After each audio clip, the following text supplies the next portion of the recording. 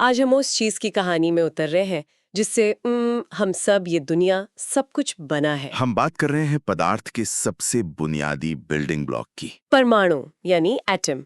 और ये सफर बहुत ही दिलचस्प है, जो हजारों साल पहले के कुछ दार्शनिक ख्यालों से शुरू होता है और कुछ बहुत ही कमाल के वैज्ञानिक प्रयोगों तक जाता है। हमारे पास जो स्रोत हैं वो इस पूरी यात्रा को एक तरह की जासूसी कहानी की तरह दिखाते हैं। जासूसी कहानी कैसे? पहले एक ख्याल था कि पदार्थ को तोड़ते तोड़ते एक ऐसी चीज मिलेगी जिसे और नहीं तोड़ा जा सकता। हाँ। और आज हम जानते हैं कि उस एक चीज के अंदर भी एक पूरा ब्रह्मांड है। तो आज हम यही देखेंगे कि ये समझ बनी कैसे, कौन से बड़े मोड़ आए और कैसे हर नई खोज ने पुरानी सोच को चुनौती दी। बिल्कुल। तो चलिए इस कहानी को परत दर परत खोलते हैं। हमारा मकसद है एटम की इस इनक्रेडिबल जर्नी को समझना, एक फिलोसॉफिकल आइडिया से लेकर एक साइंटिफिक रियलिटी तक। बिल्कुल। तो पदार्थ की प्रकृति को लेके ये जो जिज्ञासा है, ये कोई नई तो है नहीं? नहीं, बिल्कुल नहीं। हजारों साल पहले प्राचीन भारत और ग्रीस में दार्शनिक इसी सवाल से जूझ रहे थे कि अगर हम किसी भी चीज को तोड़ते जाएं तो आखिर में क्या बचेगा। लगभग 500 ईसा पूर्व एक भारतीय दार्शनिक थे, महर्षि कणाद। उन्होंने एक सिद्धांत दिया था। उन्होंने कहा कि अगर हम पदार्थ यानी द्रव्य को विभाजित करते जाएं तो अंत में एक ऐसा सबसे छोटा कण मिलेगा जिसे और नहीं तोड़ा जा सकता। बिल्कुल। उन्होंने इस अविभाज्य कण को परमाणु नाम दिया। परम मतलब अंतिम और अणु मतलब कण। और एक और दार्शनिक पकूधा कात्यायन ने इसी आइडिया को थोड़ा और आगे बढ़ाया। उनका कहना था कि ये परमाणु अकेले नहीं रहते। हाँ, वो ग्रुप्स में मतलब संयुक्त रूप में पाए जाते हैं और इसी वजह से हमें दुनिया में इतनी अलग अलग तरह की चीजें दिखती हैं। दिलचस्प बात यह है कि लगभग उसी समय हजारों किलोमीटर दूर ग्रीस में भी यही सोचा जा रहा था। हाँ, डेमोक्रिटस और ल्यूसिपस नाम के दार्शनिक भी ठीक यही बात कर रहे थे। उन्होंने इन अविभाज्य कणों को एटमॉस कहा। एटमॉस, जिसका मतलब है अनकटेबल या अविभाज्य। बिल्कुल। लेकिन यहाँ ये समझना जरूरी है कि ये सब फिलॉसफी थी, तर्क पर आधारित विचार थे। इन्हें साबित करने के लिए कोई एक्सपेरिमेंट नहीं था, और विज्ञान को तो सबूत चाहिए होते हैं। सही कहा। तो इन विचारों को सबूतों का आधार मिलने में सदियां लग गईं। कहानी सीधे 18वीं शताब्दी में पहुंचती है। हाँ, जब वैज्ञानिकों ने ये समझना शुरू किया कि तत्व मतलब एलिमेंट्स और यौगिक यानी कंपाउंड्स में क्या फर्क है। लेकिन बड़ा सवाल अब भी वही था कि ये तत्व आपस में जुड़ते कैसे हैं और क्यों। यहीं पर एंटोनी एल लवाइजियर नाम के एक वैज्ञानिक ने केमिस्ट्री की नींव रखी। उन्होंने केमिकल कॉम्बिनेशन के दो बहुत ही जरूरी नियम दिए। अच्छा, पहला नियम था द्रव्यमान संरक्षण का नियम, law of conservation of mass. सुनने में थोड़ा टेक्निकल लगता है, पर आइडिया बहुत सिंपल है। हाँ। किसी भी केमिकल रिएक्शन में आप न तो मास बना सकते हैं, न ही उसे नष्ट कर सकते हैं। वो हमेशा उतना ही रहता है। हमारे स्रोत में एक बढ़िया उदाहरण भी है इसका। हाँ, वो फ्लास्क वाला। हाँ, मान लीजिए आपने एक बंद फ्लास्क में दो केमिकल लिए, X और Y, और रिएक्शन से पहले उसका वजन कर लिया। फिर आपने फ्लास्क को हिलाकर दोनों को मिक्स कर दिया, जिससे एक नया पदार्थ मान लीजिए Z बन गया। तो रिएक्शन के बाद जब आप उस बंद फ्लास्क का वजन करेंगे तो वो बिल्कुल उतना ही होगा जितना पहले था। कुछ भी गायब नहीं हुआ। बिल्कुल। और दूसरा नियम दिया जोसेफ एल प्राउस्ट ने, स्थिर अनुपात का नियम, लॉ ऑफ कांस्टेंट प्रोपोर्शंस। अच्छा, ये क्या कहता है? ये कहता है कि किसी भी केमिकल कंपाउंड में जो तत्व होते हैं वो हमेशा मास के एक फिक्स्ड रेशियो में ही मौजूद होते हैं। जैसे पानी यानी H2O, आप चाहे नदी से लें, समुद्र से, या अपनी लैब में बनाएं, कहीं से भी लें, उसमें हाइड्रोजन और ऑक्सीजन का मास रेशियो हमेशा 1.8 ही होगा। हाँ, और ये समझना भी आसान है। हाइड्रोजन के एक एटम का मास लगभग 1 यूनिट होता है और ऑक्सीजन का 16। तो पानी के एक मॉलिक्यूल में 2 हाइड्रोजन है यानी 2 यूनिट, और एक ऑक्सीजन मतलब 16 यूनिट। तो 2 और 16 का रेशियो हुआ 1.8। तो इन नियमों ने ये साफ कर दिया था कि प्रकृति में कुछ बहुत ही व्यवस्थित चल रहा है। हाँ, ये नियम एक तरह से चिल्ला रहे थे कि पदार्थ छोटे छोटे टुकड़ों से बना है जो एक तय तरीके से जुड़ते हैं। लेकिन इस पहेली के टुकड़ों को सही से जोड़ने का काम किया एक अंग्रेज रसायनज्ञ जॉन डाल्टन ने। जॉन डाल्टन, इनकी कहानी खुद में बड़ी प्रेरणादायक है। एक गरीब जुलाहा परिवार से थे और सिर्फ 12 साल की उम्र में उन्होंने पढ़ाना शुरू कर दिया था। बिल्कुल। और 1808 में उन्होंने अपनी एटॉमिक थ्योरी दी, जिसने सब कुछ बदल दिया। कैसे? डाल्टन के सिद्धांत ने परमाणु के विचार को फिलॉसफी के दायरे से निकालकर साइंस की दुनिया में मतलब स्थापित कर दिया। इनके सिद्धांत के कुछ मुख्य बिंदु थे ना? हाँ, कई थे। पहला, हर पदार्थ परमाणुओं से बना है। ठीक है। दूसरा, परमाणु अविभाज्य कण हैं जिन्हें किसी केमिकल रिएक्शन में न तो बनाया जा सकता है, नहीं नष्ट किया जा सकता है। ये तो सीधे सीधे लॉवाइजियर के नियम को समझाता है। बिल्कुल। और तीसरा, एक ही तत्व के सारे परमाणु हर तरह से एक जैसे होंगे, उनका मास, उनकी प्रॉपर्टीज, सब कुछ। और अलग अलग तत्वों के परमाणु अलग अलग होंगे। सही कहा। और सबसे जरूरी पांचवा पॉइंट कि परमाणु हमेशा छोटी पूर्ण संख्याओं के अनुपात में मिलकर यौगिक बनाते हैं। ये प्राउस्ट के स्थिर अनुपात के नियम की व्याख्या करता है। एग्जैक्टली। तो डाल्टन सिर्फ नियमों को नहीं समझा रहे थे, वो विज्ञान को एक नई भाषा दे रहे थे। ये एक बहुत बड़ा वैचारिक बदलाव था। तो डाल्टन ने हमें एक बहुत ही साफ सुथरी तस्वीर दी। परमाणु एक छोटी ठोस अविभाज्य गेंद की तरह है। हाँ। वैसे ये गेंदें कितनी छोटी होती हैं, इसका अंदाजा लगाना भी मुश्किल है। बहुत ज्यादा छोटी। इनकी त्रिज्या को नैनोमीटर्स में नापते हैं। कहते हैं कि अगर आप लाखों परमाणुओं को एक के ऊपर एक रखें, तब जाकर कागज की एक शीट जितनी मोटाई बनेगी। बाप रे। लेकिन विज्ञान की खूबसूरती यही है कि कोई भी तस्वीर ज्यादा देर तक टिकी नहीं रहती, है ना? बिल्कुल नहीं। जल्द ही इस ठोस गेंद वाली तस्वीर में कुछ दरारें दिखने लगीं। और पता चला कि इसके अंदर भी एक पूरी दुनिया छिपी है। हाँ, 19वीं सदी के अंत तक ऐसे कई इशारे मिलने लगे थे।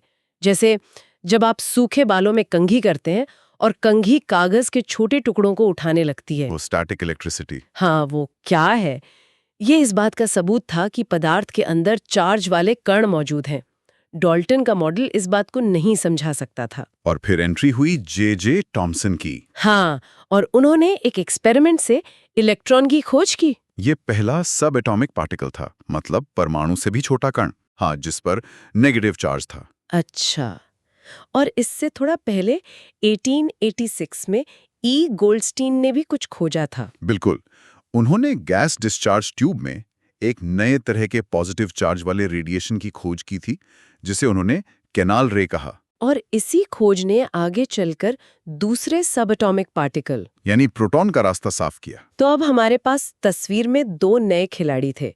प्रोटॉन P+, जिस पर पॉजिटिव चार्ज था, और इलेक्ट्रॉन E-, जिस पर नेगेटिव चार्ज था। और ये भी पता चला कि प्रोटॉन का मास इलेक्ट्रॉन से लगभग 2000 गुना ज्यादा होता है। तो अब असली सवाल ये था कि ये दोनों एक एटम के अंदर रहते कैसे हैं? इस सवाल का जवाब देने की पहली कोशिश जे टॉमसन ने ही की। उन्होंने एक मॉडल दिया जिसकी तुलना अक्सर क्रिसमस पुडिंग या तरबूज से की जाती है। तरबूज वाला उदाहरण मुझे हमेशा से पसंद है। हाँ, वो समझने में आसान है। टॉमसन ने कहा कि परमाणु एक पॉजिटिव चार्ज का गोला है, जैसे तरबूज का लाल वाला हिस्सा। बिल्कुल। और इलेक्ट्रॉन उसमें बीज की तरह जगह जगह धसे हुए हैं। और क्योंकि पॉजिटिव और नेगेटिव चार्ज की मात्रा बराबर है, इसलिए एटम पर ओवरऑल कोई चार्ज नहीं होता, वो इलेक्ट्रिकली न्यूट्रल होता है। ये मॉडल एटम की न्यूट्रलिटी को तो समझा पाया, लेकिन ये ज्यादा दिन टिक नहीं सका। नहीं टिक सका। और क्यों नहीं टिक सका, इसका कारण थे अर्नेस्ट रदरफोर्ड और उनका इतिहास बदल देने वाला गोल्ड फॉइल एक्सपेरिमेंट। बिल्कुल। ये एक्सपेरिमेंट परमाणु की संरचना को समझने में एक मील का पत्थर है। क्या था ये एक्सपेरिमेंट? रदरफोर्ड ने एक बहुत ही चालाकी भरा प्रयोग डिजाइन किया। उन्होंने तेज गति से चल रहे पॉजिटिव चार्ज वाले अल्फा कणों को, जो असल में हीलियम परमाणु के नाभिक होते हैं, हाँ, उनको सोने की एक बहुत ही पतली पन्नी पर टकराया। पन्नी इतनी पतली थी कि उसमें सिर्फ 1000 एटम की मोटाई थी। और उन्हें उम्मीद क्या थी? टॉमसन के तरबूज मॉडल के हिसाब से तो अल्फा कणों को थोड़ा बहुत रास्ता बदलकर सीधे निकल जाना चाहिए था, है ना? एग्जैक्टली। उन्हें उम्मीद थी कि कण थोड़े बहुत डिफ्लेक्ट होंगे, लेकिन जो नतीजे मिले वो हैरान करने वाले थे।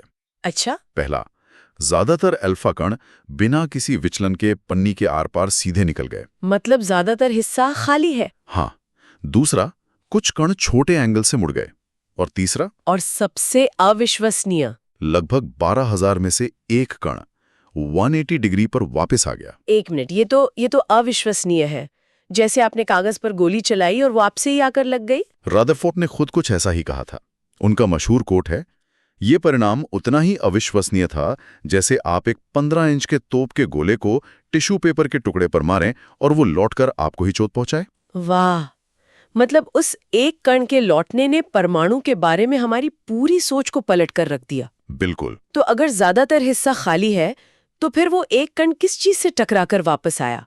जरूर कोई बहुत ही छोटी लेकिन बहुत ठोस और पॉजिटिव चार्ज वाली चीज बीच में होगी। बिल्कुल। और यही रदरफोर्ड का सबसे बड़ा निष्कर्ष था। इन नतीजों के आधार पर उन्होंने अपना नाभिकीय मॉडल पेश किया। क्या कहा उन्होंने? उन्होंने कहा, पहला, परमाणु का ज्यादातर हिस्सा खाली है। ठीक है, क्योंकि ज्यादातर कण सीधे निकल गए। दूसरा, परमाणु का सारा पॉजिटिव चार्ज और लगभग पूरा मास एक बहुत ही छोटी सी जगह पर केंद्रित है, जिसे उन्होंने नाभिक या न्यूक्लियस कहा। और ये न्यूक्लियस कितना छोटा है? उन्होंने हिसाब लगाया कि न्यूक्लियस का साइज एटम के साइज से लगभग 1,00,000 गुना छोटा है। 1,00,000 गुना? हाँ। और तीसरा कि इलेक्ट्रॉन इस न्यूक्लियस के चारों ओर वृत्ताकार ऑर्बिट में चक्कर लगाते हैं। ये तो एक बहुत बड़ी छलांग थी। एक फैले हुए तरबूज से एक छोटे से सौर मंडल जैसा मॉडल। बिल्कुल। लेकिन इस मॉडल के साथ भी एक बहुत बड़ी समस्या थी। इसमें भी कमी थी? हाँ, एक जानलेवा कमी थी। उस समय की फिजिक्स के नियमों के अनुसार जब भी कोई चार्ज पार्टिकल जैसे कि इलेक्ट्रॉन एक सर्कल में घूमता है तो वो लगातार एनर्जी रेडिएट करेगा। मतलब ऊर्जा छोड़ेगा। हाँ, और अगर ऐसा होता तो इलेक्ट्रॉन की ऊर्जा कम होती जाती और वो एक स्पाइरल रास्ते पर घूमते हुए न्यूक्लियस में समा जाता। और ये बहुत जल्दी हो जाता है ना? बुलबुले हो जाते जिंदगी भर के। सेकंड के एक बहुत छोटे से हिस्से में। अगर रदरफोर्ड का मॉडल सही होता तो हमारे आसपास की कोई भी चीज स्थिर नहीं होती, हम और आप भी मौजूद नहीं होते। तो जाहिर है कहानी में कुछ मिसिंग था। बिल्कुल। रदरफोर्ड के मॉडल की इस कमी को दूर करने के लिए 1922 में नील्स बोर सामने आए। और बोर ने एक क्रांतिकारी आइडिया दिया। उन्होंने कहा कि इलेक्ट्रॉन कहीं भी किसी भी ऑर्बिट में नहीं घूम सकते। मतलब? इसे ऐसे समझिए, जैसे किसी इमारत में सीढ़ियां होती हैं। आप या तो पहले पायदान पर हो सकते हैं या दूसरे पर या तीसरे पर, लेकिन आप उनके बीच में हवा में नहीं तैर सकते। अच्छा। ठीक वैसे ही इलेक्ट्रॉन के लिए भी फिक्स्ड एनर्जी लेवल या ऑर्बिट होते हैं, जिन्हें उन्होंने विविक्त कक्षा या ऊर्जा स्तर कहा। और सबसे जरूरी बात ये थी कि जब तक इलेक्ट्रॉन अपने फिक्स्ड ऑर्बिट में घूम रहा है, तब तक वो कोई एनर्जी रेडिएट नहीं करेगा, उसकी एनर्जी लॉस नहीं होगी। अच्छा। इन ऑर्बिट्स को उन्होंने KLMN जैसे नाम दिए। इस एक आइडिया ने परमाणु के स्थायित्व की समस्या को सुलझा दिया। तो अब तस्वीर लगभग पूरी लग रही थी। हमारे पास एक पॉजिटिव न्यूक्लियस है और उसके चारों ओर फिक्स ऑर्बिट में घूमते हुए नेगेटिव इलेक्ट्रॉन हैं। हाँ, लेकिन एक आखिरी पहेली अभी भी बाकी थी। वो क्या? वो आखिरी पहेली 1932 में सुलझी जब जेम्स चैडविक ने एक और सब एटॉमिक पार्टिकल खोज निकाला, न्यूट्रॉन। हाँ, ये एक ऐसा कण था जिस पर कोई चार्ज नहीं था, मतलब ये न्यूट्रल था, और इसका मास लगभग प्रोटॉन के बराबर था। और ये कहाँ रहता था? ये न्यूक्लियस के अंदर प्रोटॉन के साथ रहता था। तो अब जाकर हमें एटम के 3 मौलिक बुनियादी कण मिले, प्रोटॉन प्लस, न्यूट्रॉन जीरो और इलेक्ट्रॉन माइनस। बिल्कुल, प्रोटॉन और न्यूट्रॉन न्यूक्लियस में रहते हैं और यही एटम का लगभग सारा मास बनाते हैं, और इलेक्ट्रॉन बाहर ऑर्बिट में घूमते हैं। और इसी संरचना से कुछ बहुत जरूरी परिभाषाएं निकलती हैं। हाँ, पहली है परमाणु संख्या, एटॉमिक नंबर, जिसे Z से दिखाते हैं। ये न्यूक्लियस में मौजूद प्रोटॉनों की संख्या है। और यही किसी तत्व की असली पहचान है। बिल्कुल। अगर किसी एटम में 6 प्रोटॉन हैं, तो वो हमेशा कार्बन ही होगा, चाहे कुछ भी हो जाए। दूसरी है द्रव्यमान संख्या, मास नंबर, जिसे A से दिखाते हैं। ये न्यूक्लियस में प्रोटॉनों और न्यूट्रॉनों की कुल संख्या है। और इन्हीं 2 नंबर्स के आधार पर हमें 2 दिलचस्प कॉन्सेप्ट्स मिलते हैं, समस्थानिक और समभारिक। हाँ, समस्थानिक यानी आइसोटॉप्स एक ही तत्व के वो परमाणु होते हैं जिनकी परमाणु संख्या Z तो एक जैसी होती है, लेकिन न्यूट्रॉनों की संख्या अलग-अलग होने की वजह से उनकी द्रव्यमान संख्या A अलग होती है। जैसे हाइड्रोजन के 3 समस्थानिक हैं, प्रोटियम, ड्यूटेरियम और ट्रीटियम। सही कहा, तीनों में एक एक प्रोटॉन है, इसलिए वो हैं तो हाइड्रोजन ही, लेकिन उनमें न्यूट्रॉन क्रमशः 0, 1 और 2 होते हैं। अच्छा, और दूसरे होते हैं समभारिक। समभारिक यानी आइसोबार्स। ये अलग-अलग तत्वों के परमाणु होते हैं जिनकी द्रव्यमान संख्या यानी A एक जैसी होती है, लेकिन परमाणु संख्या Z अलग-अलग होती है। जैसे आर्गन और कैल्शियम दोनों का एक ऐसा रूप है जिसकी द्रव्यमान संख्या 40 है। बिल्कुल, तो ये दोनों समभारिक हुए। हमारे स्रोत ये भी बताते हैं कि इन समस्थानिकों के बहुत जरूरी प्रैक्टिकल यूजेस भी हैं। हाँ, बहुत हैं। जैसे यूरेनियम का एक समस्थानिक न्यूक्लियर रिएक्टर में फ्यूल की तरह काम करता है।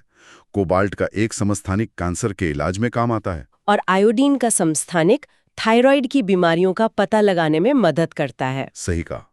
तो आज हमने एक लंबी और कमाल की यात्रा की। हमने देखा कि कैसे परमाणु का विचार एक अविभाज्य कण की दार्शनिक कल्पना से शुरू हुआ और एक जटिल संरचना तक पहुंचा, जिसमें एक छोटा भारी न्यूक्लियस है और इलेक्ट्रॉन उसके चारों ओर फिक्स्ड एनर्जी लेवल्स में घूम रहे हैं। ये समझना बहुत जरूरी है कि ये ज्ञान एक दिन में नहीं मिला। बिल्कुल नहीं। ये एक रिले रेस की तरह था। डाल्टन ने वैज्ञानिक आधार दिया, थॉमसन ने इलेक्ट्रॉन को खोजकर दरवाजा खोला, रदरफोर्ड ने न्यूक्लियस का पता लगा के घर के अंदर झांका, और बोर ने बताया कि उस घर के नियम हमारी रोजमर्रा की दुनिया के नियमों से अलग हैं। हर मॉडल ने कुछ सवालों के जवाब दिए और कुछ नए सवाल खड़े कर दिए। और उन्हें सुलझाने